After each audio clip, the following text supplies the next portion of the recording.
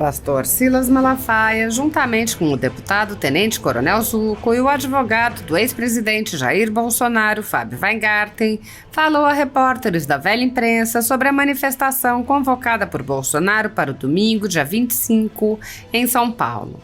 Malafaia explicou que a manifestação é em defesa do Estado Democrático de Direito e disse: "Não tem o evento nenhuma intenção a não ser essa." O pastor lembrou que a Constituição Federal garante o direito à livre manifestação e disse: "É uma grande manifestação em favor da liberdade do povo brasileiro. Vai muito mais além do que o Bolsonaro." O deputado Tenente Coronel Zucco, que divulgou imagens da entrevista, enfatizou o caráter pacífico das manifestações da direita, explicando que, além dos cidadãos, haverá ainda a participação de muitos políticos. No Brasil atual, a liberdade de manifestação não é reconhecida de forma igual para todos. As manifestações, promovidas por partidos de esquerda, sindicatos e coletivos, divulgadas pela velha imprensa e por sites e canais de internet de forma coordenada, não estão sujeitas a qualquer investigação sobre seu financiamento ou qualquer questionamento sobre se as ideias que defendem seriam democráticas ou antidemocráticas.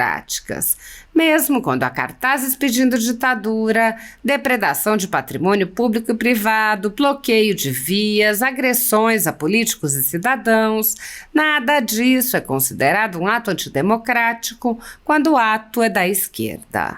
Nos últimos anos, milhões de pessoas foram às ruas de forma ordeira para pedir liberdade e respeito à Constituição, incluindo a liberdade de expressão, a liberdade de culto, a liberdade de ir e vir, entre outras.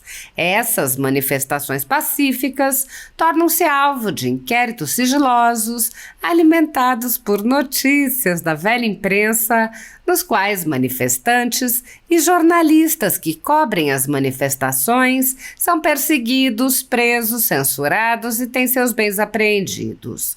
A renda da Folha Política está sendo confiscada a mando do ministro Luiz Felipe Salomão, ex-corregedor do TSE, com respaldo e apoio de Luiz Roberto Barroso, Alexandre de Moraes e Edson Fachin. A decisão confisca de forma indiscriminada todas as receitas advindas do YouTube, indicando claramente que a intenção não é a de excluir conteúdos específicos, mas sim de calar o canal e eliminar o jornal. Há mais de 31 meses, toda a nossa renda é retida sem base legal. Se você apoia o trabalho da Folha Política e pode ajudar a evitar que o jornal seja fechado, doe qualquer valor à empresa Raposo Fernandes por meio do Pix, cujo QR Code está visível na tela, ou por meio do código ajude@folhapolitica.org. Caso não utilize Pix, há a opção de transferência bancária para a conta da empresa Raposo Fernandes, disponível na descrição deste vídeo e no comentário fixado no topo. Há mais de 10 anos, a Folha Política vem mostrando a realidade da política brasileira e quebrando barreiras do monopólio da informação. Com a sua ajuda, poderá se manter firme e continuar a exercer o seu trabalho. Pix ajude@folhapolitica.org. Assista. Em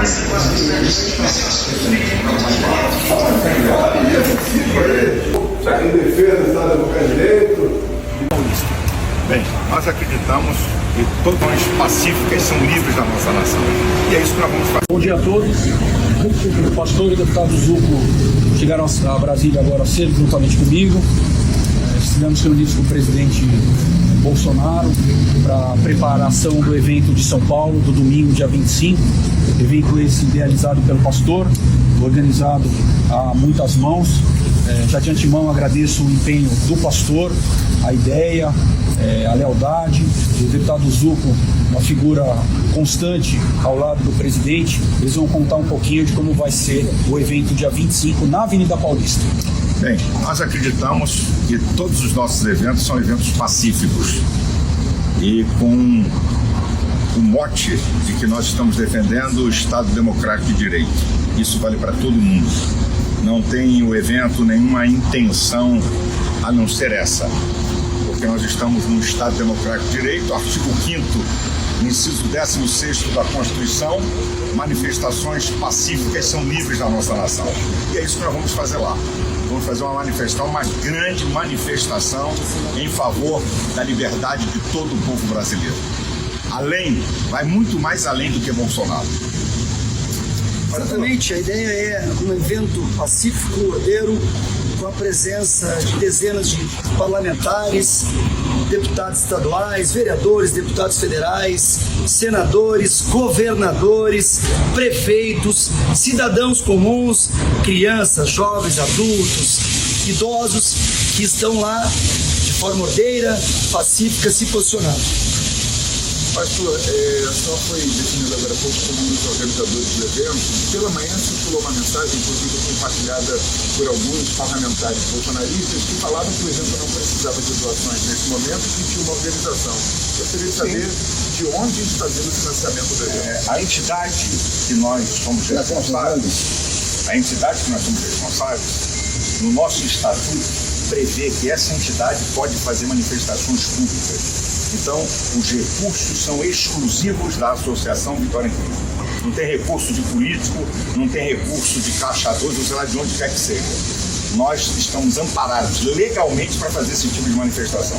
Não tem recurso público. Não tem nenhum recurso público. De nada. E deixo claro aqui que, por determinação do pastor e do presidente Bolsonaro, um único trio elétrico estará presente na Avenida Paulista, na esquina da Rua Peixoto Gomide, como nos eventos anteriores. Repito aqui, um único trio elétrico, o trio elétrico demolidor, que a Associação do Pastor alugou, estará localizado na Avenida Paulista, esquina com a Rua Peixoto Gomide.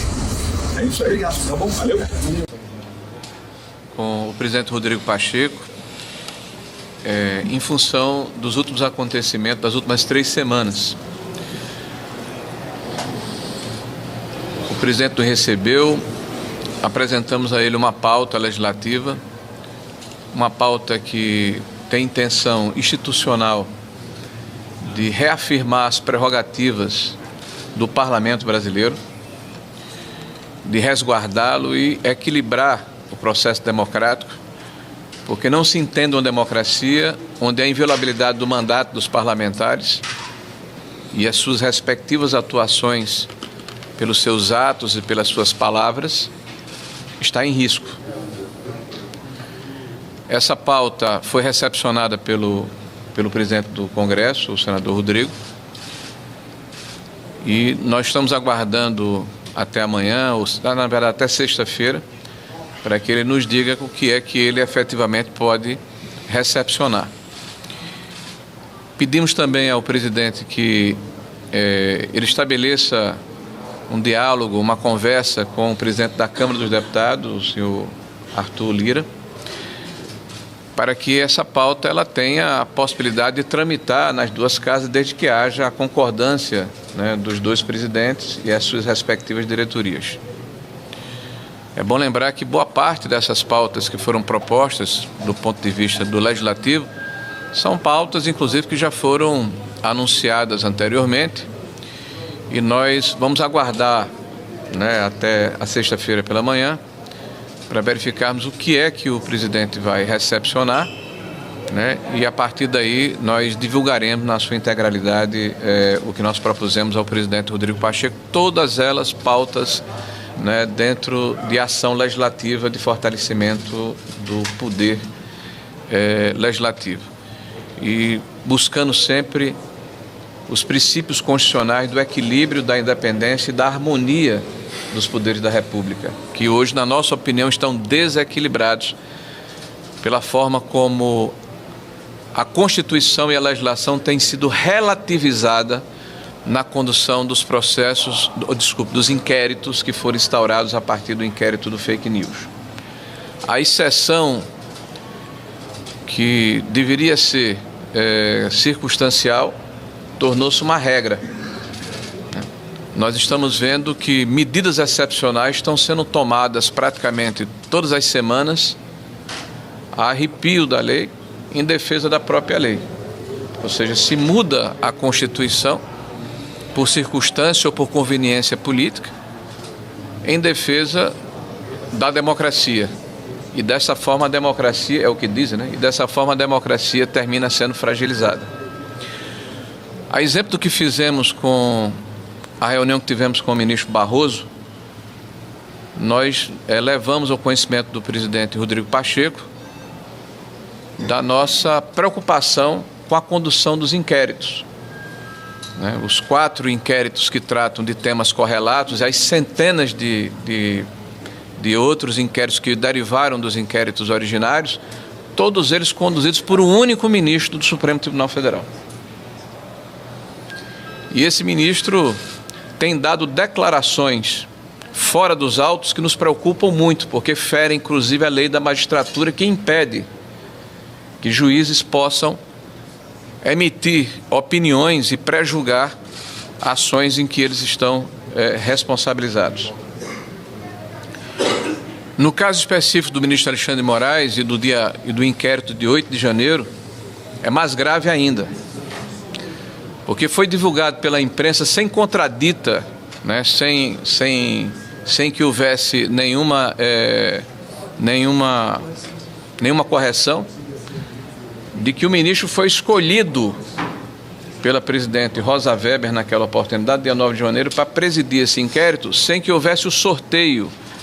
Então, a impessoalidade necessária para que haja rigidez no processo penal, no processo do inquérito, na nossa opinião, está gravemente comprometido. E corroborado pela última entrevista que o ministro Alexandre de Moraes deu à imprensa, onde ele afirma, sem vírgulas, sem circunlóquios, de uma maneira bastante clara, que um dos principais objetivos de 8 de janeiro era assassiná-lo, prendê-lo e pendurá-lo em praça pública. Um sistema judiciário que permite que a vítima seja o julgador, na nossa opinião, está comprometido. E por isso dissemos ao presidente que politicamente gostaríamos que ele fizesse levar essa mensagem ao Supremo Tribunal Federal em nome do equilíbrio e da sanidade da democracia brasileira. Não é possível termos processos inquisitoriais em que quem julga é vítima desse mesmo processo. Então, a nossa conversa hoje com o presidente do Congresso Nacional foi uma conversa institucional de líderes da oposição aqui no Senado da República com o presidente do Congresso, independente de posições políticas e partidárias, por entender que uma democracia só se exerce livremente se a oposição puder fazer o seu papel, de fiscalizar o executivo,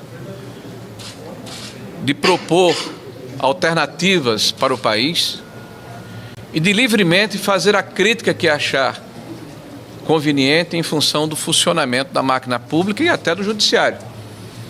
Porque até prova em contrário, nós vivemos num país livre e a Constituição nos assegura essa prerrogativa. Nós estamos vendo, inclusive, vazamentos seletivos que também nos preocupam muito. Recentemente, um advogado renomado, que é de conhecimento de todos que tem relacionamento com os ministros do Supremo Tribunal Federal, faz uma live onde afirma que 18 parlamentares sofrerão alguma restrição ou alguma ação por parte do Supremo Tribunal Federal. Informações que não são concedidas aos advogados das partes, nem tampouco aos futuros indiciados. Então, se cria um clima, né, de se aterrorizar as pessoas. E a oposição. Parece até que é uma tentativa orquestrada de se calar quem pensa diferente nesse país. No domingo passado, e aí nós tivemos recentemente a questão do deputado Jordi, que não é só um deputado de oposição, é simplesmente o líder da oposição na Câmara Federal. E que, em função de duas situações, pelo menos o que consta na decisão do eminente ministro, e ter sido chamado de líder, imaginem os senhores, por um militante, em outubro ou novembro de 2022, se faz uma ilação de que esse cidadão estaria no dia 8 de janeiro em função de uma foto, inclusive, que foi maquiada, e depois se verificou que ele não estava nem aqui, para se permitir a invasão pelo Judiciário da residência do parlamentar e da casa do parlamentar e do Congresso Nacional. Sem a comunicação, né? Em seguida vem a questão do Ramage. E a questão do Ramage, para nós também, gera uma enorme dúvida, porque em função de um diálogo que foi identificado num celular entre uma funcionária de um vereador do Rio de Janeiro, Carlos Bolsonaro, e um ex-diretor da ABIN afastado há 6 meses da ABIN, eleito deputado e não diplomado, isso vira uma ação do Supremo Tribunal Federal que, na nossa opinião, está prejudicada em sua legitimidade, porque não há foro de prerrogativa. A prerrogativa, caso houvesse algum ilícito ou algo a ser investigado, deveria ter sido na primeira instância. Então, tudo está sendo levado para as mãos do ministro Alexandre de Moraes. E agora, recentemente, no domingo passado, na casa do ex-presidente Jair Bolsonaro, que é o líder da oposição nesse país e que representa a direita e os conservadores nesse país, alguém que recentemente foi votado por quase 58 milhões de brasileiros. Esse cidadão brasileiro faz uma live na sua residência, junto com seus filhos, e no dia seguinte recebe uma busca e apreensão na sua residência contra um alvo, que é o filho dele, em função também de uma situação que pode ser discutida em relação à questão de furo. Nós acreditamos que ninguém está acima da lei, ninguém. Todos podem e devem ser investigados numa democracia. O que nós discutimos aqui é os métodos, é a forma, é a relativização da democracia e da legislação. Isso põe em risco e fragiliza a democracia do nosso país. Nós estamos no momento em que, fazendo uma comparação com o que ocorreu no tempo recente, aqueles que eram acusados de corrupção, de desvio de recursos públicos, de malversação do dinheiro da nação brasileira, aqueles que confessaram e entregaram recursos públicos, que assinaram contratos de leniência, esses eram acordados pela Polícia Federal. E tudo que aconteceu naquele momento foi colocado sob suspeição, porque haveria, teoricamente, uma relação entre o juiz e os promotores. Agora, o que nós estamos vendo é um ministro que está à frente desses inquéritos, dizendo de público que orientou o governo federal em relação às suas ações. Isso desequilibra o jogo democrático, porque ele é quem julga. Então nós estamos vivendo no Brasil um momento de muita anormalidade. E o que nós viemos falar aqui com o presidente do Congresso Nacional é que é importante que o Congresso se posicione no sentido de restabelecer esse equilíbrio necessário entre os poderes e que nós possamos voltar aos trilhos da normalidade democrática com o encerramento desses inquéritos que não terminam nunca e que geram centenas de filhotes.